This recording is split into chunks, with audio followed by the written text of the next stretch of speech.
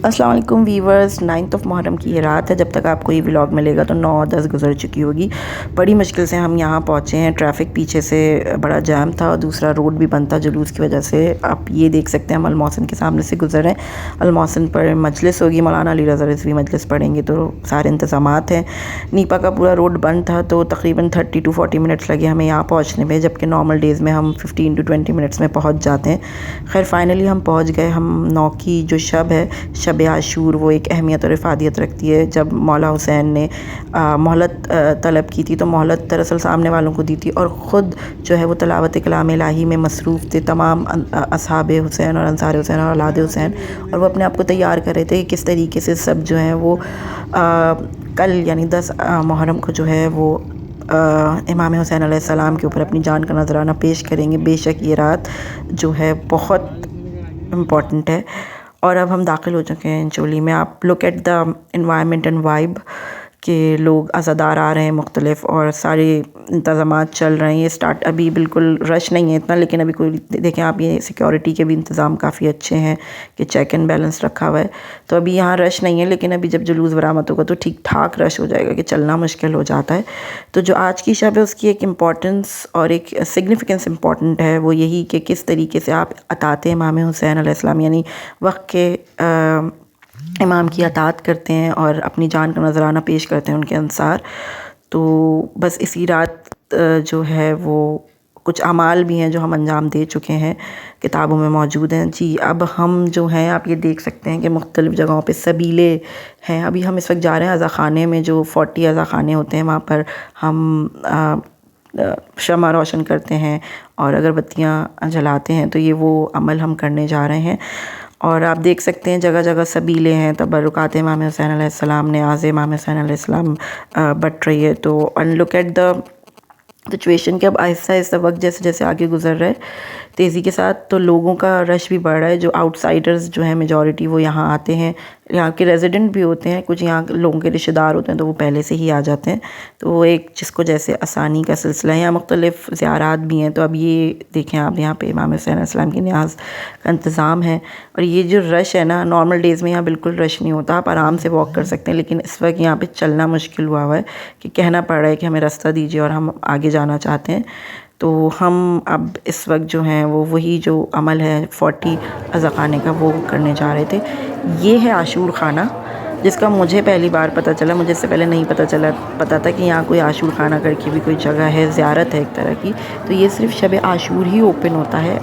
अब मुझे इसकी एग्जैक्ट सारी हिस्ट्री वगैरह नहीं पता। If anyone know do comment, let me know. बाकी मैं ख़ुद रिसर्च करूँगी और इसको अलग से भी इसके ऊपर कोई क्लिप या वीडियो डालने की कोशिश करूँगी। बट जो मुझे पता है, जितनी मेरी इन्फॉर्मेशन है, वो यही है कि ये जो है सिर्फ आशूर के दिन यानी शब आशूर के दिन ओपन होता है। यहाँ मजालिस का एहतमाम होता है, फिर तबरुकात और ज़ियारात आती हैं, और बाकी पूरे साल ये बंद होता है।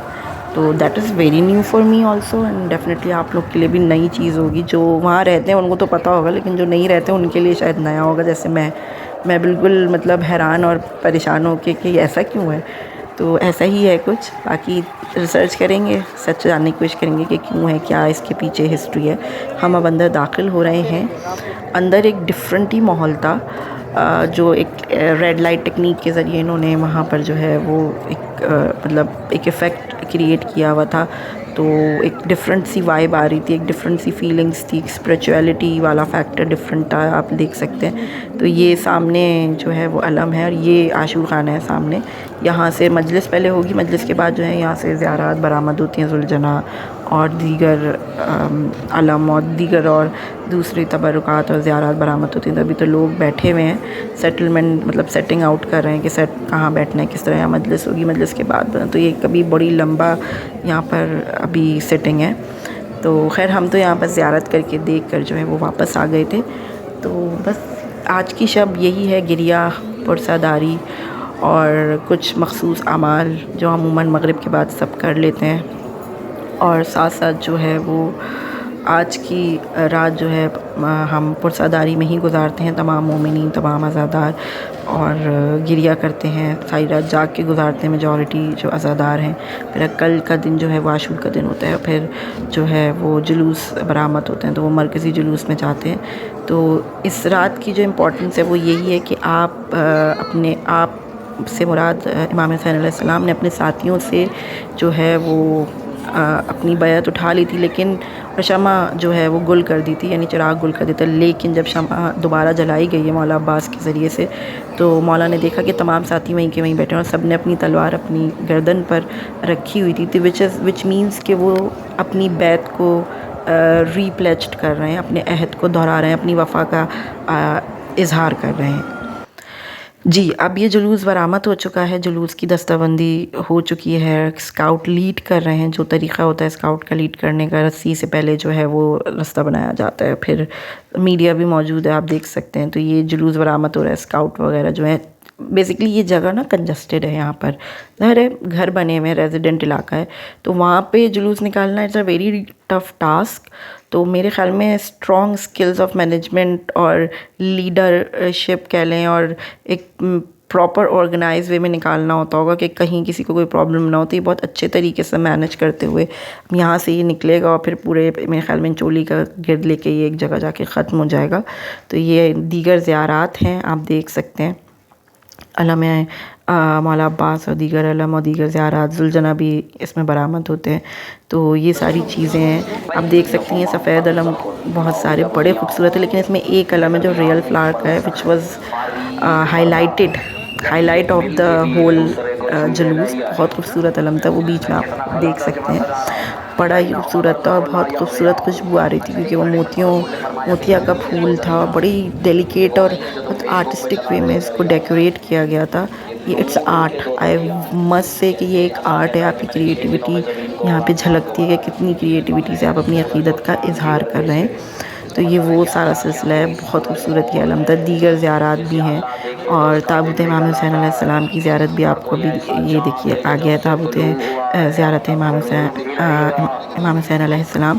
تو یہ بالکل ہی ڈفرینٹ ہے، اور دیگر تابوت بھی ہوتے ہیں، پہلے بتا چکی ہوں کہ وہ امام حسین علیہ السلام کے دیگر اصحاب، اولاد اور انصار سے منسوب ہوتے ہیں، لیکن جو امام حسین علیہ السلام کے تابوت کی بات ہے وہ اس کو ایک سگنیفیکنٹ امپورٹنس اور ایک اہمیت، وہ پرومپٹ ہوتا ہے، ریڈ کلر کا اس کا کراؤن ہے، وچ ایکچولی شوئنگ کہ امام حسین علیہ السلام کا تابوت ہے۔ اب ہم جا رہے ہیں اس جگہ جو 250 سالہ علم ہے، یہ جو عزا خانہ ہے نا ان کے گھر کا، بہت خوبصورت ہے، آئی ریئلی لو دیٹ عزا خانہ، بہت ماشاءاللہ سے خوبصورت عزا خانہ ہے۔